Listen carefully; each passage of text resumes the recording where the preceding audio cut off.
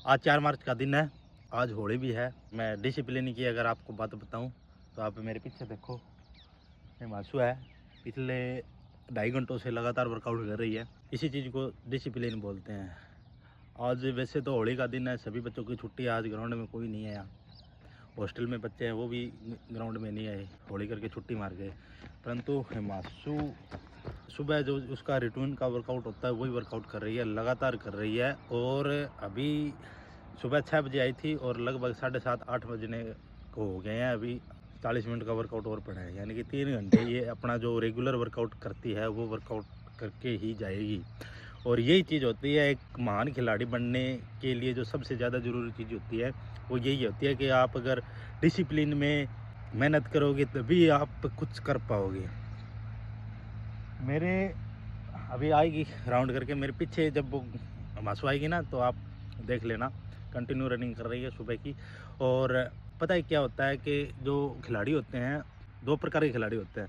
एक तो ऐसा खिलाड़ी होता है जिसको छुट्टी करने का कोई ना कोई मौका मिलना चाहिए, और एक ऐसा खिलाड़ी होता है जो प्रॉब्लम है उसके बाद में भी रेगुलर ग्राउंड आता है। और मासू आज होली के दिन जब वो ग्राउंड आ रही है तो इसका मतलब ये है कि उसे होली खेलने से ज़्यादा अपनी प्रैक्टिस और अपना ग्राउंड ज़्यादा ज़रूरी है। और इसी चीज़ का नाम डिसिप्लिन है। जो बच्चा इस डिसिप्लिन में रह के वर्कआउट करता है, मेहनत करता है, वो कामयाब होता है।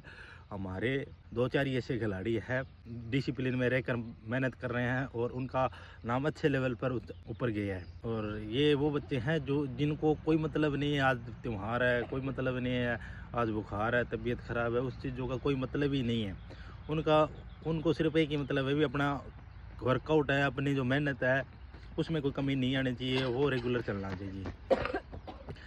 अपने खिलाड़ी आज के टाइम में कामयाब इसीलिए नहीं हो पाते कि उन्हें ये नहीं पता कि आज का टाइम किस लेवल की मेहनत करने का टाइम है। उन्हें सिर्फ वो ये सोचते हैं कि हम कंफर्ट जोन में रहकर भी कामयाब हो जाएंगे, परंतु ऐसा नहीं होता। आपको कंफर्ट जोन छोड़ना पड़ेगा। आपको मतलब दूसरे बच्चे तैयारी कर रहे हैं उनसे एडवांस में तैयारी करनी पड़ेगी।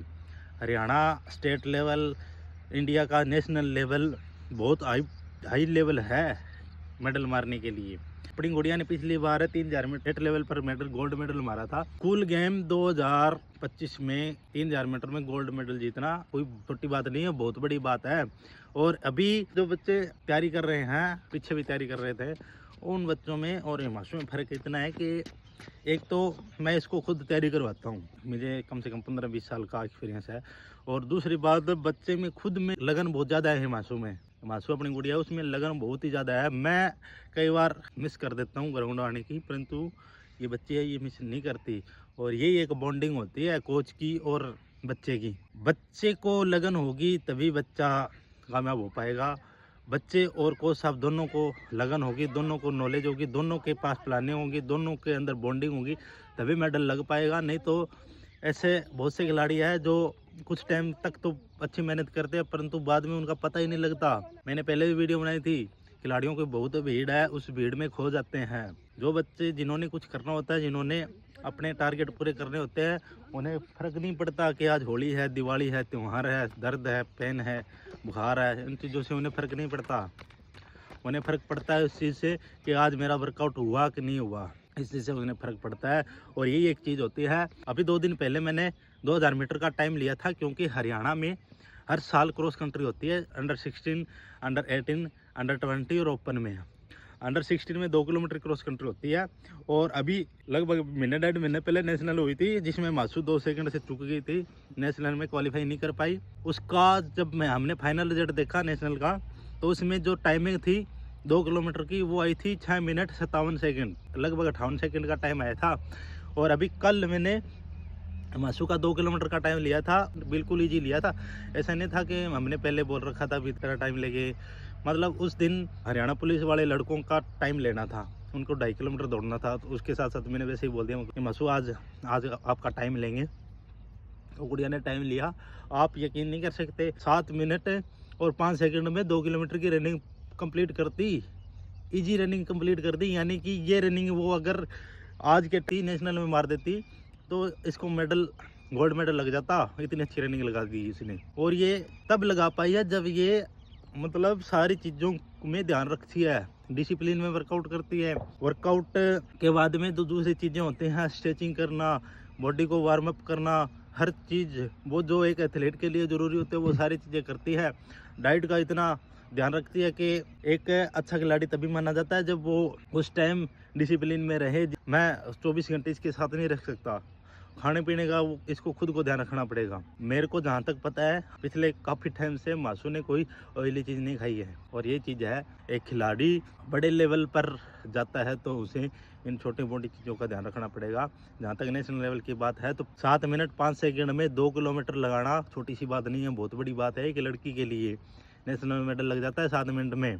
मैंने कई बार वीडियो बना दी थी, 10 मिनट में अगर कोई लड़की 3 किलोमीटर लगाती है तो वो मेडल मार देगी, बड़े लेवल का, स्टेट का नहीं नेशनल का मेडल मार देगी अगर कोई लड़की 7 मिनट में 2 किलोमीटर लगाती है तो। और उसी चीज़ पर चल रहे हैं अभी। आने वाले अक्टूबर नवंबर में जाके क्रॉस कंट्री होगी, और प्लानिंग आज से सेट कर दी। इतना दौड़ना है, इस वर्कआउट करना है, वो मतलब प्लानिंग हो गई है अब से पहले।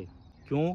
क्योंकि एक खिलाड़ी तभी कंपटीशन जीत पाता है जब उसके पास एडवांस में प्लानिंग हो। बच्चे क्या करते हैं, जब नोटिफिकेशन आ जाता है उसके बाद में पता चलता है कि हाँ नोटिफिकेशन आ गया, तैयारी करनी है। ये चीज़ नहीं होती।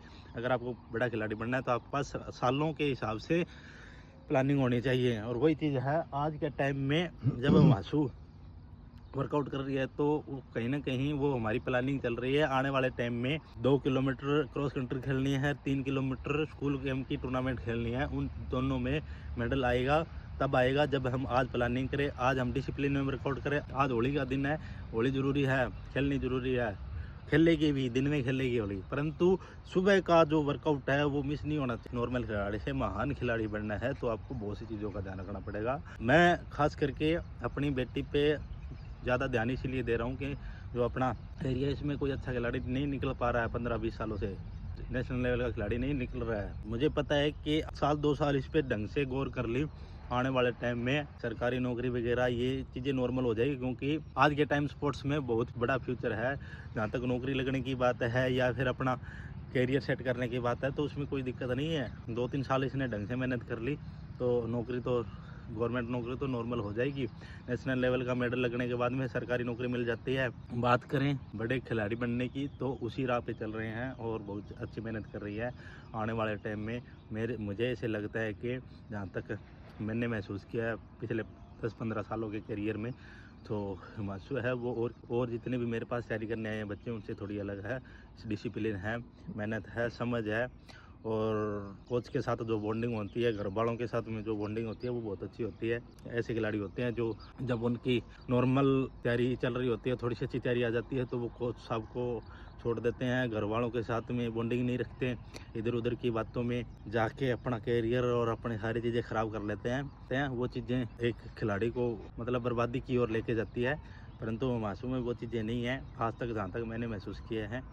और आने वाले टाइम में मुझे ऐसे लगता है कि जिस तरह मासू तैयारी कर रही है बहुत अच्छे लेवल पर वो देखने को मिलेगा कि वो रिप्रेजेंट करेगी, इंडिया को रिप्रेजेंट करेगी, जहाँ तक मुझे पता है। तो ये हम वीडियो खिलाड़ियों के लिए बना रहे हैं कि एक खिलाड़ी जो 0 से ऊपर तक जाता है, जो मिट्टी से मेडल तक जाना है, उसके लिए यही एक रास्ता है। जो मेहनत करेगा, जो डिसिप्लिन में रहेगा, जो सारी चीज़ों का ध्यान रखेगा, अपने कोच साहब के साथ बॉन्डिंग रखेगा, घर वालों के साथ बॉन्डिंग रखेगा, वही खिलाड़ी आगे आने वाले बड़े लेवल तक जाएगा।